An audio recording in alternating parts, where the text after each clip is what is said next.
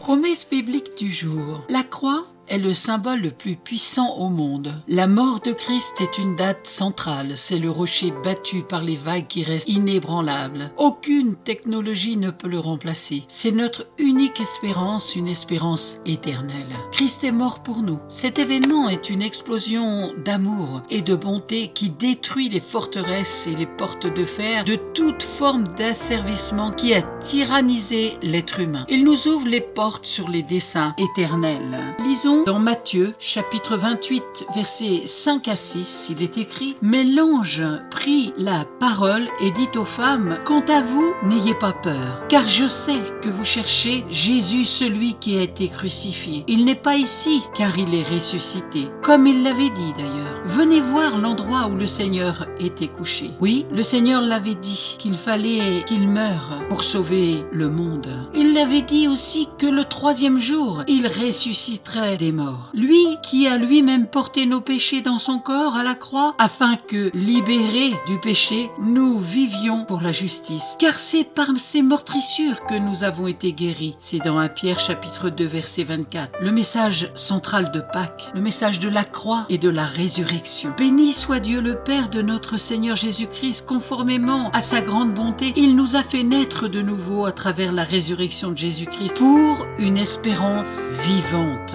C'est dans 1 Pierre chapitre 1 verset 3. Jésus lui dit, c'est moi qui suis la résurrection et la vie. Celui qui croit en moi vivra, même s'il meurt. Et toute personne qui vit et croit en moi ne mourra jamais. Crois-tu cela? C'est écrit dans Jean chapitre 11 versets 25 à 26. C'est aussi à travers un homme qu'est venue la résurrection des morts. C'est dans 1 Corinthiens chapitre 15 verset 21. Je vous ai transmis tout le message que j'avais moi aussi reçu de Christ est mort pour nos péchés, conformément aux Écritures. Il a été enseveli et il est ressuscité le troisième jour, conformément aux Écritures, dans 1 Corinthiens chapitre 15 versets 3 à 4. Soyez énormément bénis par cette résurrection, que le Saint-Esprit puisse venir vous toucher dans tout votre être entier. Amen. Si vous n'avez pas de Bible, n'hésitez pas à me contacter, je vous en offrirai une. À très bientôt.